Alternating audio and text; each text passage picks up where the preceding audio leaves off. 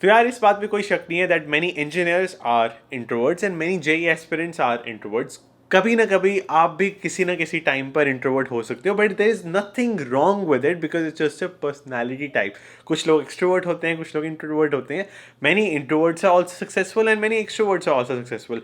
Many introverts are really happy and one of the most extremely happy people in the world too, and many extroverts are extremely happy at times too. So there is nothing wrong with it, but extrovert एक personality type है जिसकी कभी ना कभी आपको जरूरत पड़ती है and that helps you. So that's why today in this video I want to tell you कि how studying for JEE exams, IIT JEE, how it made me an introvert and how I was able to recover from it. तो बात करते हैं मेरे 11th grade की। 10th के बाद जब मैंने नॉन मेडिकल लिया तो 10th तक तो मैं बहुत खुश था। I was getting along with my commerce students, art students, क्योंकि हम किसी को ऐसे भेदभाव नहीं करते थे। We never use to divide students based on कि वो कौन सी स्ट्रीम ले रहा है। बट 10th के बाद जैसे ही पता चलता था हमें कि ये स्टूडेंट कॉमर्स आर्ट्स है एज कम्पेयर टू साइंसेज, एक परसेप्शन सा बन जाता था दैट ये ज़्यादा पढ़ता नहीं है, इसके पास टाइम है। बट मेरे पास टाइम नहीं है। It is mandatory for me to study for 12 hours, not for that student who is a commerce और आर्ट्स स्टूडेंट। तो ये perception change me and at the same time जब मैं जेई की कोचिंग के लिए जाना लग गया, इररिस्पेक्टिव ऑफ कोई भी इंस्टीट्यूट हो,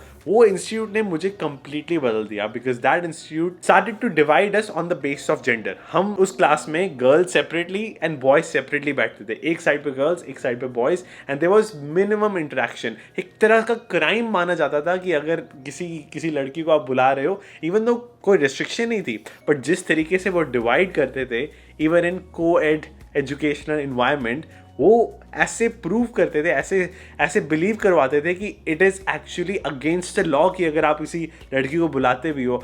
हमारे सारे स्टडी ग्रुप्स ओनली बॉयज़ या ओनली गर्ल्स होते थे। And at the same time जो भी यार स्टूडेंट जेई के लिए पढ़ाई कर रहा होता है वो स्कूल तो बिल्कुल नहीं जाता। तो 11th में मैंने स्कूल जाना बिल्कुल बंद कर दिया था। तो स्कूल में इवन दो 10th तक हमारे स्कूल में कॉम्पिटिशन्स होते थे, जैसे डिबेट कॉम्पिटिशन या फिर इंग्लिश स्पीकिंग एक्टिविटीज़, वो बिल्कुल बंद हो गई थी। तो I was just using Hindi language as a language of direction, एक दूसरे से बात करना, टीचर से बात करना।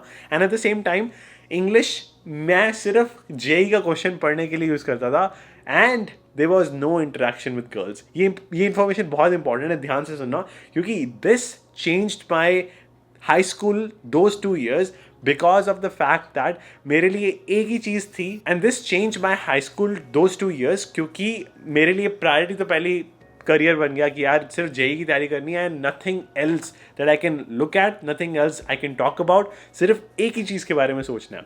एंड बिकॉज ऑफ दैट मैं किसी और चीज़ के बारे में सोचना तो दूर की बात, मैं सोच पाता ही नहीं था। So it was difficult for me to at that time go to stage and talk about something other than JEE. It was difficult for me to go to stage अपने बारे में ही, अगर मुझे एक स्पीकिंग कॉन्टेस्ट में बुलाया गया, अपने बारे में ही 5 मिनट बोलना, वही मेरे लिए बहुत मुश्किल हो गया था। हालांकि 10th तक I was able to manage, but 10th के बाद जो sudden shift made me an introvert. I was out of practice of public speaking in English and interacting with others who are not JEE students. Now what was the result? Result ये था कि मैं हरनूर, चाहे लोगों की शादियां हो, चाहे कोई पार्टी हो, चाहे कुछ भी हो, वो पार्टी छोड़ के मैं पढ़ाई करना चूज करूंगा even though my focus level is 50%। जब मैं देखता था कि मेरे family members, my friends who are not non med students या फिर नॉट साइंस स्टूडेंट्स, वो पार्टीज में गए हुए हैं, आधा फोकस तो मेरा वहीं पे ख़त्म हो जाता था। I used to feel jealous,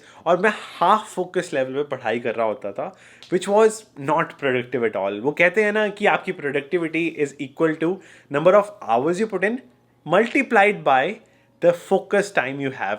हम इवन दो हमारे टीचर्स हमेशा 12-12, 13-13 घंटे पढ़ने के लिए हमें फोर्स करते थे, बट रियलिटी हर एक को पता है that focus time is very important. Focus when you are not thinking about anything else but just into what you want to achieve, पर वो हो नहीं पाता था because I was forced to never take breaks। पर इसका result actual में opposite है, क्योंकि रिसर्च भी ये प्रूव करती है कि जब भी यार इन अमेरिकन सिस्टम या फिर किसी भी सिस्टम में ले लो, जब भी आप समर वेकेशन के लिए जाते हो या जब भी आप स्प्रिंग ब्रेक के लिए 2-2 महीने बाद ब्रेक्स लेते हो, spring break, fall break, US में तो इतनी सारी ब्रेक्स होती हैं, जितनी भी आप ब्रेक्स लेते हो, मैं हर बार ब्रेक लेता हूँ। अब वो ब्रेक के बाद जब भी मैं स्कूल में वापस जाता हूँ या फिर अपने काम पे वापस जाता हूँ, I am at least 3 times more productive and I actually crave to work. मैं मिस करता हूँ काम करना एंड आई फील लाइक कि यार थैंक गॉड मुझे काम करने का मौका मिल रहा है। बट एज कम्पेयर टू जब आप 3-4 महीने के लिए constantly just working with no breaks, आप उस वर्क को अप्रिशिएट इतना नहीं कर पाते जितना आप ब्रेक्स की बात करते हो. So there was too much credit given into hours and too much into not taking breaks, too much into not interacting with other students,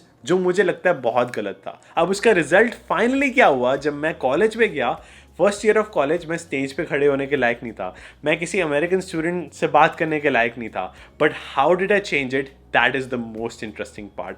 आपको अभी लग रहा होगा कि यार मेरी इंग्लिश में क्या खराबी है, मेरी कम्युनिकेशन में क्या खराबी है, बट रियलिटी आपको तब पता चलेगी जब मेरा आप फर्स्ट यूट्यूब चैनल देखोगे, विच इज़ कॉल्ड रिएक्टोफाइल, जो मैंने अपने फ्रेंड कार्ल के साथ क्रिएट किया था. The main reason to start it was to become an extroverted person, ताकि मैं भी खुल के बात कर पाऊँ जैसे मेरा दोस्त कार्ल कर पा रहा था. So it was an effort of 300 days, 300 videos on that channel every single day, sitting together for 1 hour. Even though हम रिएक्ट कर रहे हैं, पर जो मैं कॉन्वर्सेशन प्रैक्टिस कर पा रहा था, इवन दो फोर्सिबली या फिर happily, to learn in those conversations for those 300 days, every single day sitting together, every single day trying to make at least one video, and that effort actually turned out to be so fruitful that I was able to start this channel, Sing in USA. It was started after that channel क्योंकि I got the confidence. पहले मेरे पास confidence ही नहीं था कि मैं camera के सामने तो क्या किसी स्टेज पे या फिर किसी लड़की से बात कर पाऊँ, because that was crime for me at that time, right? वो चेंज करने के लिए मुझे अपने आप को चेंज करना पड़ा, and that took 1 year. किसी के लिए शायद ये कम लगे, किसी हो सकता है शायद आपके लिए कम लगे, बट मेरा फॉर्मूला तो ये था. When I was talking to my friend Karl, I was explaining my own culture through Indian movies in English to him. I got to connect with him as well as connect with my culture through movies या फिर the whole Indian cinema that we used to react to. मुझे अभी भी यार शर्म आती है अगर मैं What do you mean can't?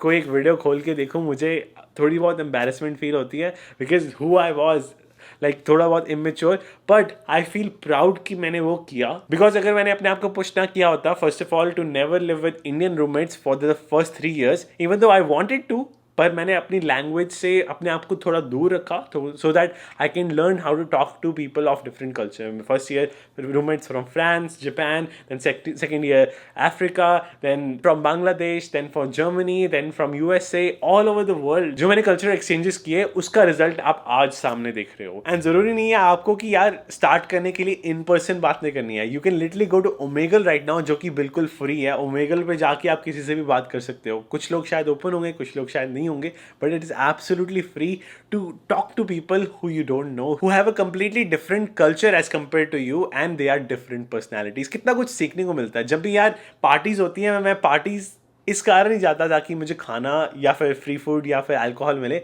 But these days I like going to parties because every single time I talk to a new person, मुझे नई चीज़ें सीखने को मिलती हैं. जितनी मैंने आज तक रील्स या वीडियोज़ बनाई हैं, those are all result of things that I've learned from other people. तो मेरे लिए extroverted होना बहुत ज़्यादा fruitful था. That has actually helped me in getting into a relationship as well.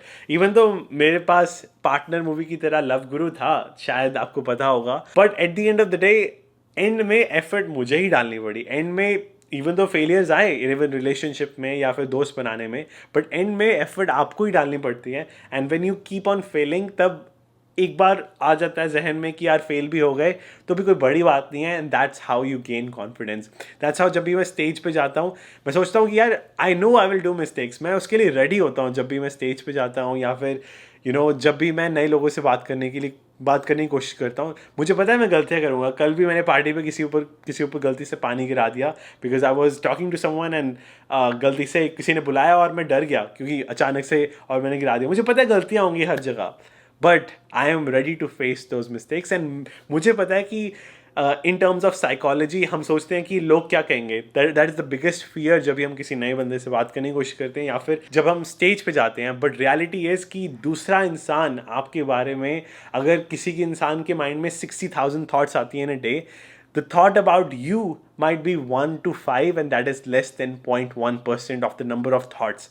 तो basically जो लोग क्या कहेंगे सिंड्रोम है, वो 0.01% एग्जिस्ट करता है. That also on the same day, and पूरे साल में देखा जाए तो शायद उससे भी कम होगा. So there is no point of thinking कि यार मैंने क्या कर दिया, वो क्या सोचेगा. मैं यही सोचता हूँ कि चलो हो गया.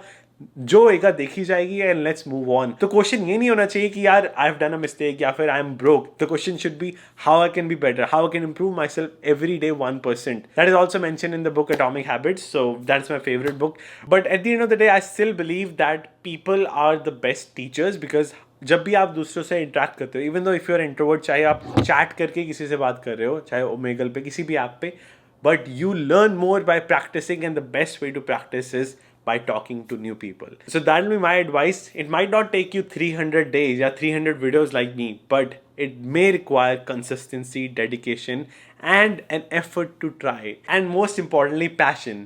जो आपको पता है कि किसी चीज़ को शिद्दत से चाहो तो पूरी कायनात आपको उससे मिलाने में लग जाती है. So thank you so much for watching. I hope you learned a thing or two from this video, and there's nothing wrong in being an introvert once again.